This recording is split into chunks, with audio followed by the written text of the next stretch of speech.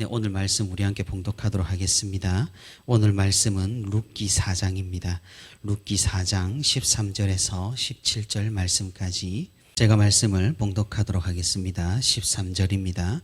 이에 보아스가 룻을 맞이하여 아내로 삼고 그에게 들어갔더니 여호와께서 그에게 임신하게 하심으로 그가 아들을 낳은지라. 여인들이 나오미에게 이르되 찬송할지로다. 여호와께서 오늘 내게 귀염 물을 자가 없게 하지 아니하셨도다. 이 아이의 이름이 이스라엘 중에 유명하게 되기를 원하노라. 이는 내 생명의 회복자이며 내 노년의 복량자라. 곧 너를 사랑하며 7 아들보다 귀한 네 며느리가 낳은 자로다 하니라. 나오미가 아기를 받아 품에 품고 그의 양육자가 되니 그의 이웃 여인들이 그에게 이름을 지어 주되 나오미에게 아들이 태어났다 하여 그의 이름을 오벳이라 하였는데 그는 다윗의 아버지인 이새의 아버지였더라. 아멘. 네, 오늘도 주님과 함께 거닐기 위해 이렇게 새벽 기도의 자리에 나온 우리 성도 여러분 진심으로 환영하고 또 축복합니다. 오늘 말씀을 듣는 가운데 하나님의 크신 위로와 은혜가 모든 성도 여러분들에게 함께 있기를 주님의 이름으로 축복하고 또 소원합니다. 어제 우리는 함께 사사기 말씀을 통하여서 모든 역사를 주관하시고 이끄시는 하나님을 묵상을 했습니다. 특별히 우리가 주목한 인물은 삼손이었죠. 다른 사사들은 대개 하나님의 말씀을 받아서 순종함으로써 이방 민족을 물리치고 이스라엘에게 평화를 가져왔는데 반해서 이 삼손의 인생은 참으로 엉망진창이었습니다.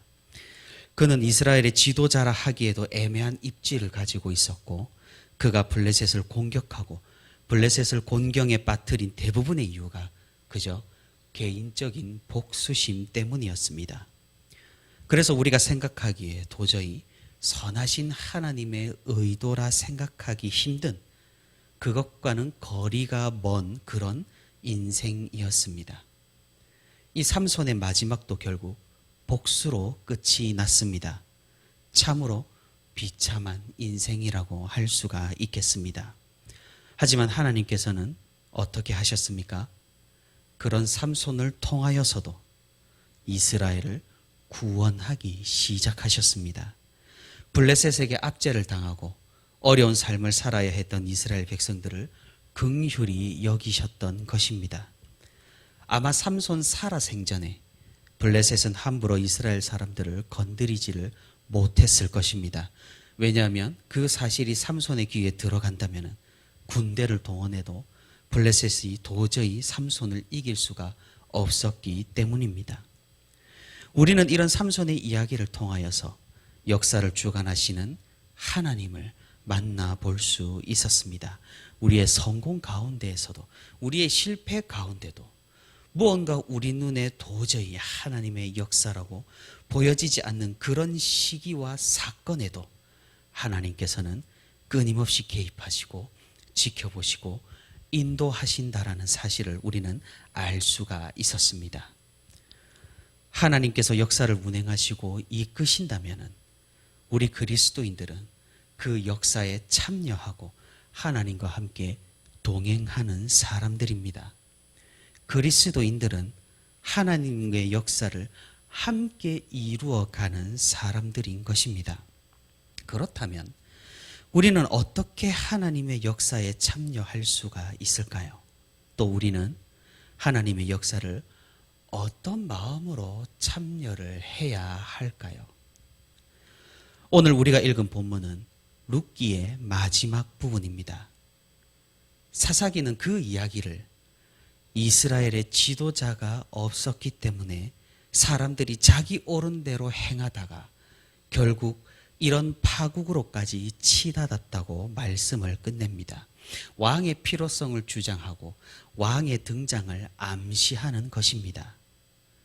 그리고 성경은 사무엘의 등장과 더불어 이스라엘의 가장 훌륭한 왕 다윗에게 초점이 맞추어집니다. 하나님의 말씀으로 나라를 다스리는 다윗을 통해서 이스라엘 백성들이 이제는 정신을 차리고 올바른 방법과 올바른 마음으로 하나님을 섬기게 되는 것을 보여주는 것이죠. 그리고 이 다윗에 이어서 그 자손에서 드디어 이스라엘의 진정한 왕 예수님이 태어나게 됩니다. 이런 역사적인 흐름 가운데 오늘 본문 룻기가 중간에 들어가 있는 것입니다. 왜 성경은 우리에게 사사기 다음 곧바로 다윗을 등장시키는 것이 아니라 이렇게 지극히 평범하고 지극히 일반적인 룻의 이야기를 들려주고 있는 것일까요? 룻기에 등장하는 인물들은 사사기에서나 사무엘이나 이스라엘 왕처럼 영웅도 아니고 뛰어난 사람들이 아닙니다. 그저 고난 가운데서 살 길을 발견한 운 좋은 일반 사람들입니다. 그런데 왜 성경은 이 룻기를 아주 중요한 브릿지로 사사기와 사무엘서를 이어주는 다리로 제시를 하고 있는 것일까요? 그것은 하나님의 선하신 역사가 어떤 사람을 통해서 이루어지는지, 하나님의 선하신 역사가 어떤 가정에서부터 시작되는지, 하나님의 역사에 참여한다는 의미가 무엇이고 어떻게 참여할 수 있는지를 우리에게 보여주기 위해서입니다. 우리는 하나님의 역사라고 말한다면 무언가 굉장히 거창하고 이루어내기가 대단히 어렵고 그리고 실제로 대단하고 우리가 쉽게 할 수 없는 것이라고 생각을 하지만 그렇지 않다라는 사실입니다. 하나님께서는 지극히 평범한 것에서 지극히 높은 것을 이끌어내시는 분이십니다. 하나님의 역사는 우리가 생각하는 것과는 조금 다른 특별할 것 없는 사람들이 하나님의 말씀대로 살아내는 인생의 연속이라는 사실입니다. 그 인생을 통해서 하나님께서는 역사를 이루어내시고 그 사람들을 통해서 하나님께서는 위대한 구원을 이루어 가시는 것입니다. 사사시대가 어떤 시대입니까? 모두가 자기만을 위해서 살아가던 그런 시대입니다. 자기가 옳다고 생각하는 대로 살아가던, 그래서 더욱 이기적이고 개인적이며 선악과를 계속해서 먹어치우는 그런 시대입니다. 그에 비해 오늘 룻의 이야기는 어떤 이야기입니까? 그런 시대적인 상황 가운데에서도 하나님의 말씀을 따르는 신실한 사람들의 이야기인 것입니다. 룻의 가정이 어떻게 하나님의 말씀을 따랐나요? 대단한 정복 전쟁을 했나요? 하나님의 명령을 받아서 이스라엘을 통일을 시켰나요? 천사의 강림으로 위대한 인물을 낳아서 이스라엘 역사에 공헌을 했나요? 물론 이런 것도 중요할 테지만 룻의 이야기는 그런 식이 아닌 것이죠. 이기적인 시대에 각기 자기 소견에 옳은 대로 행하는 그런 시대에 이 룻의 가정은 하나님의 말씀대로 살았고 하나님을 사랑하는 것처럼 나 자신만이 아니라 다른 사람을 사랑한 사람들이었습니다. 우리는 룻의 이야기를 너무나 잘 알고 있습니다. 이방 여인이었던 룻은 시어머니인 나오미를 위해 이스라엘로 왔고 먹고 살기 위해 이삭을 주었으며 그리고 모든 자존심을 버리고 보아스를 유혹했습니다. 그녀의 이런 행동들에서 자신을 위한 것이 없었습니다. 나오미를 위하는 마음, 곧 하나님을 위한 마음이었습니다. 나오미는 어떠합니까? 룻을 위해서 또 결혼하지 못한 보아스를 위해서 자신도 과부이지만 평생 과부의 꼬리표를 달고 자신을 봉양해야 하는 이 룻이 안타까워서 보아스를 만나게 했습니다. 이들을 생각한 마음 곧 하나님을 위한 마음입니다. 보아스도 마찬가지입니다.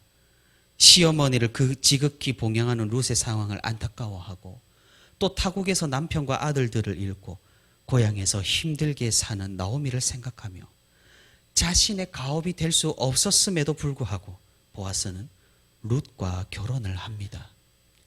이 룻과 나오미를 위하는 마음 곧 하나님을 위하는 마음인 것입니다.